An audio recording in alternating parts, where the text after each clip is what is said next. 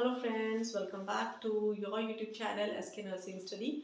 So today I am going to discuss with you a previous topic, continuation of previous topic, that is growth and development. As I have told you that this is a very vast topic and obviously I have to take multiple sessions on this topic. So that's why this is my second topic for growth and development. So in my previous video I have discussed with you that what is growth, development, principles, stages.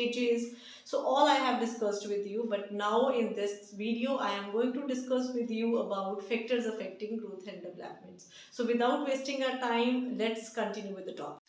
So students, let's start with the topic factors affecting growth and development.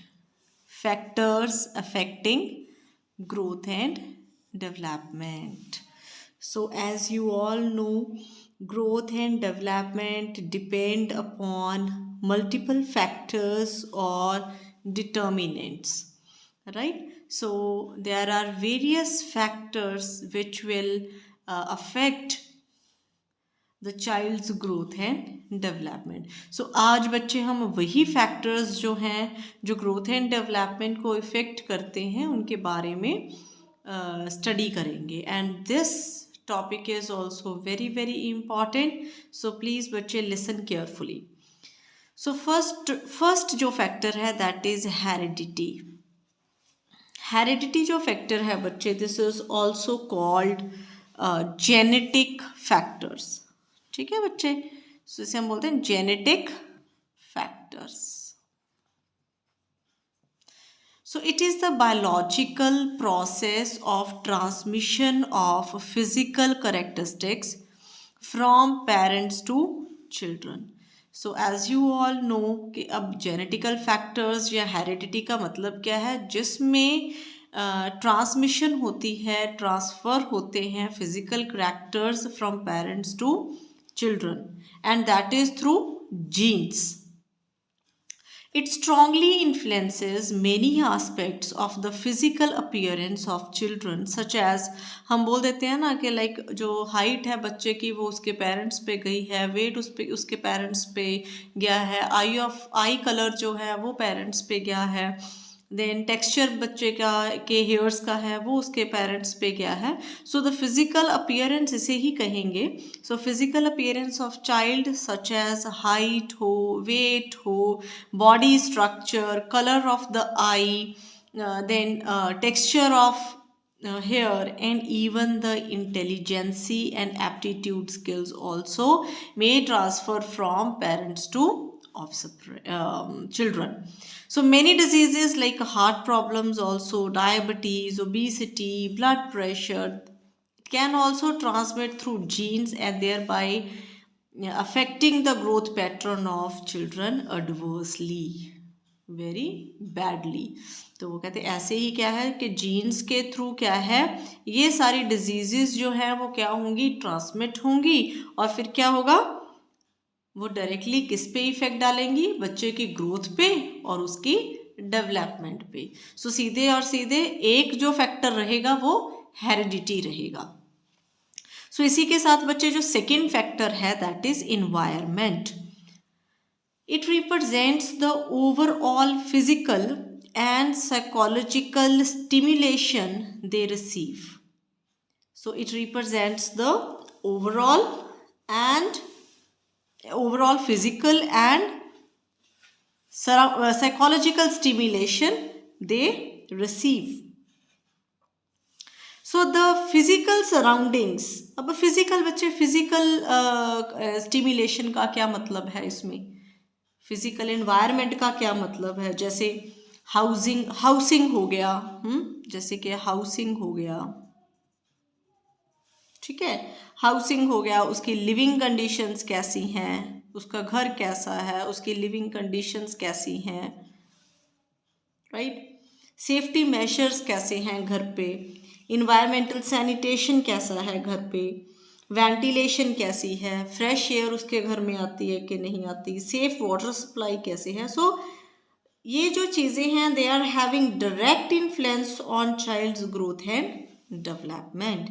सो मुझे लगता है आपको clear हो गया होगा कि physical stimulation, physical surroundings जो हैं, फिजिकल इन्वायरमेंट जो है वो क्या क्या आएगा, जैसे कि मैं रिपीट कर रही हूँ दोबारा से, housing, living conditions, safety measures, ventilation and air fresh, hygiene, safe water supply. So these are the things and even many more, right? So they are having direct influence on child's growth and development. So इसी के साथ बच्चे like psychological stimulation, right? So psychological stimulation क्या होगी? Psychological stimulation में जैसे हम बात कर सकते हैं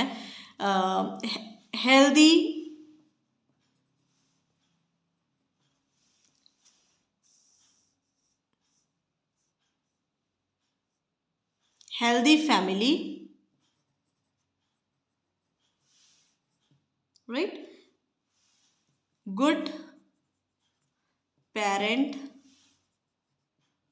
child relationship,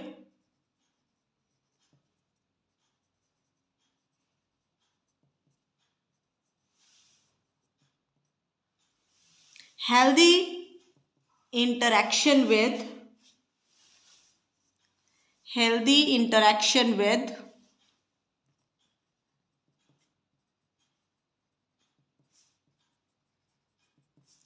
other family members,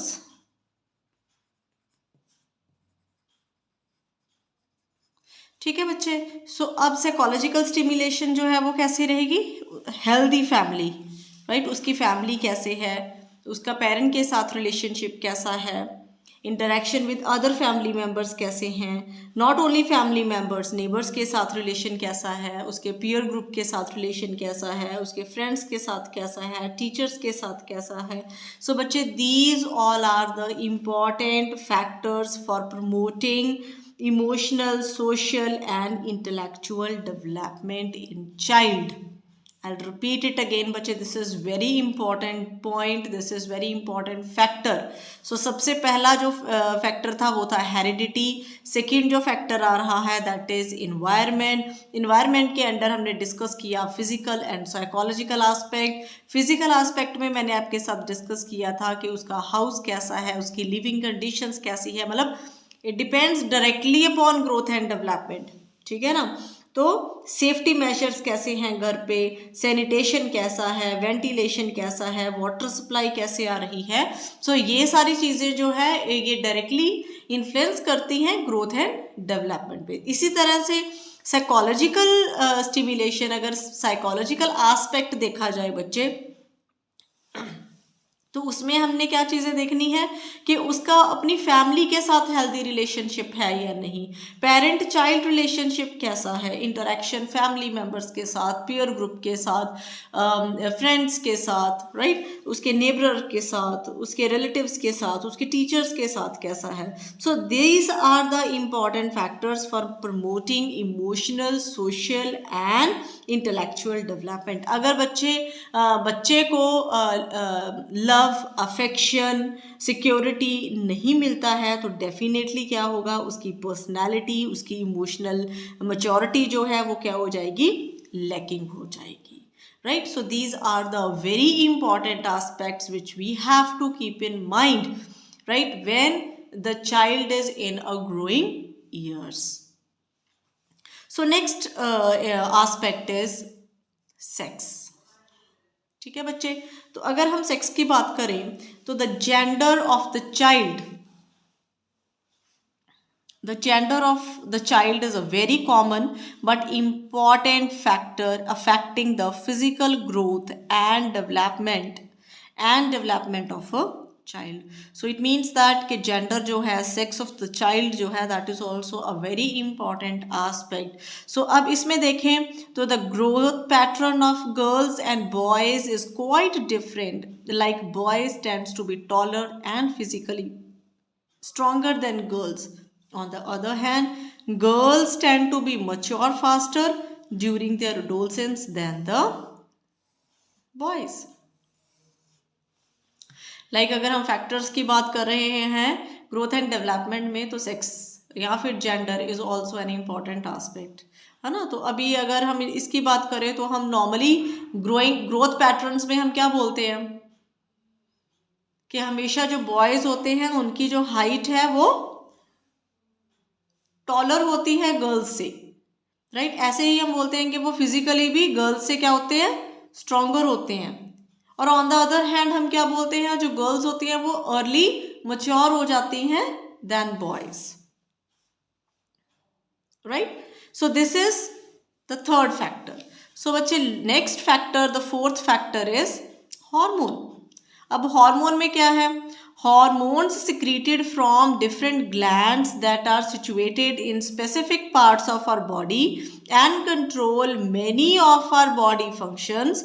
The proper functioning of these hormones play a major role in the normal physical growth and development of the child.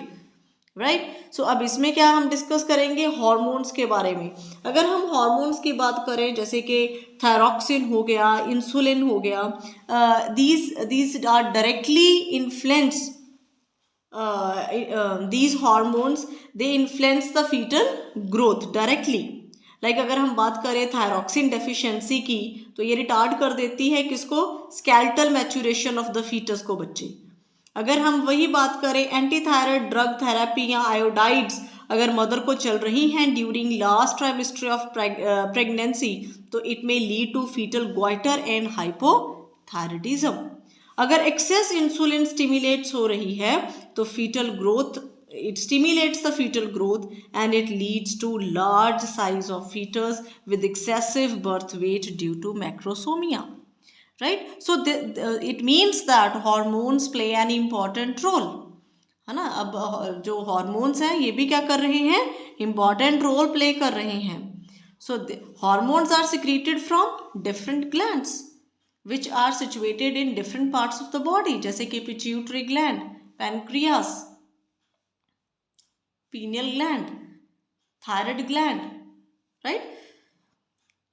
So and control many of our body functions. The proper functioning of these hormones play a major role in the normal physical growth and development of the child. So it means that कि जो ये hormones हैं ये play करते हैं important role, जिससे बच्चे की जो development है, growth है, वो सही हो। And if these hormones secreting glands cannot function properly, तो फिर क्या होगा, अगर तो चिल्ड्रन में suffer from growth defects, obesity, behaviour problems and some other diseases. मैंने बेटा ये फैक्टर्स जो है ये मैंने बहुत कट शॉर्ट करके बनाए हैं आपके लिए, so that it will be very easy for you people कि आप एग्ज़ाम में अच्छे से इसको लिख सको, ठीक है ना। सो अब हेरिडिटी के बारे में मैंने आपको बताया, तो आप उसमें ये लिखोगे कि फिजिकल कैरेक्टर्स जो पेरेंट्स टू चिल्ड्रन ट्रांसमिट होते हैं थ्रू जीन्स, और अगर पेरेंट्स को पहले से ही कोई प्रॉब्लम है तो obviously it will reflect on to the children also, and अगर वो चिल्ड्रन पे रिफ्लेक्ट करेगी तो डेफिनेटली उसकी ग्रोथ एंड डेवलपमेंट भी इफेक्ट होगी। सेकेंड पॉइंट मैंने आपके साथ डिस्कस किया था इन्वायरमेंट के ऊपर, जिसपे मैंने आपको बहुत क्लियरली बताया कि फिजिकल इन्वायरमेंट और साइकोलॉजिकल इन्वायरमेंट जो है वो डायरेक्टली कैसे इफेक्ट करता है बच्चे की ग्रोथ एंड डेवलपमेंट पे। Third very important aspect that is sex और जेंडर, जिसमें मैंने आपको बताया कि बच्चा जो है, मेल चाइल्ड जो है वो फिजिकली स्ट्रॉन्गर होता है गर्ल्स से, और गर्ल्स जो है वो बहुत जल्दी मैच्योर हो जाती हैं बॉयज़ के कंपैरेटिवली। अगर मैं फोर्थ पॉइंट की बात करूँ तो उसमें मैंने आपके साथ डिस्कस किया था हार्मोन्स के बारे में। तो मैंने आपको बताया कि जो हार्मोन्स होते हैं they are directly affecting the child. अगर for example a mother is taking any kind of anti-thyroid drug therapy or iodides during last trimester of pregnancy, definitely it may lead to fetal goiter and hypothyroidism in child. So next we will move on to exercise. So it has been observed that children who engage in different physical activities attain developmental milestones on time or sooner. See, अब ये देखा गया है कि जो बच्चे different physical activities में engage रहते हैं उनके डेवलपमेंटल माइलस्टोन्स जो हैं वो टाइम पे होते हैं या टाइम से पहले भी आ जाते हैं। So next is nutrition. So nutrition की अगर बात करें न्यूट्रिशन की अगर बात करें, so a well balanced diet rich in all nutrients, it provides everything that a child's body needs to grow properly. So malnutrition can cause deficiency diseases affecting their growth and development in a major way. सो इसका मतलब ये है कि अगर हम बच्चे को balance diet provide कर रहे हैं which contains all nutrients like carbohydrates, proteins, fats, vitamins, minerals, water, roughage, everything we are providing to a child, so वो उसकी ग्रोथ के लिए सफिशिएंट होगा. बट माल न्यूट्रिशन में क्या होगा? It means that deficiency of any nutrient. So it may cause deficiency diseases, जैसे कि बच्चे को क्वेशकर, मरसमस, ऐसे प्रोटीन एनर्जी मैल न्यूट्रिशन वाली डिजीजेस, डेफिशिएंसी डिजीजेस जो है वो हो सकती हैं, जिससे बच्चे की जो ग्रोथ है वो रिटार्ड हो सकती है और उसकी डेवलपमेंट जो है वो भी उस पर भी मेजर वे में इफेक्ट होगा. So on the other hand over eating can also lead to obesity. So यही बात नहीं है कि अगर अंडर न्यूट्रिशन है बच्चा, अंडर न्यूट्रिशन में है बच्चा, तो उसी को ही प्रॉब्लम्स फेस करनी पड़ेंगी. It doesn't mean that, but if we are giving overloaded diet to a child also, then also it leads to various kinds of problem like obesity and many other health problems in the long run. Like उसको diabetes हो सकती है या उसको heart related problems जो है बच्चा जो है वो फेस कर सकता है. So next is climate and seasons, and this is the last point for this topic. So climate variations influences the infant's health during the summer seasons. Children are more prone to suffer from diarrheal diseases and cholera. So the seasons also influences growth rates in height and weight, especially in older children. Weight gain lowest in spring and early summers and greatest in late summer and autumn season. So it means that if we will talk about climate, तो इसका मतलब ये है कि जो climatic variations होंगी उसमें भी infants जो हैं उनकी health पे, उनकी growth पे, उनकी development पे effect हो सकता है, क्योंकि समर सीजन में ज़्यादा कॉलरा या डायरिया जैसी डिजीजेस हो जाती हैं जिसमें बच्चा जो है वो डिहाइड्रेट हो जाता है और उसकी ग्रोथ पे डायरेक्टली इफेक्ट होता है. अगर हम सीजन्स की बात करें तो it has been also observed that कि जो ग्रोथ रेट्स होते हैं, जो हाइट होती है बच्चे की, वेट जो होती है ओल्डर चिल्ड्रन में, वो स्प्रिंग और अर्ली समर्स में कम रहती है और लेट समर और ऑटम सीजन में ग्रेटेस्ट होती है. So today we have discussed about factors affecting growth and development बच्चे, जिसपे हमने 7 फैक्टर्स डिस्कस करे हैं आज. And 7 factors are, number 1 is heredity, second is environment, number 3 is gender, number 4 is hormones, number 5 is exercise, number 6 nutrition, and number 7 is climate and seasons. I hope you all understand what I have taught you today in my session. So thanks for watching, and please subscribe your channel, like your videos. Thank you once again for watching my video.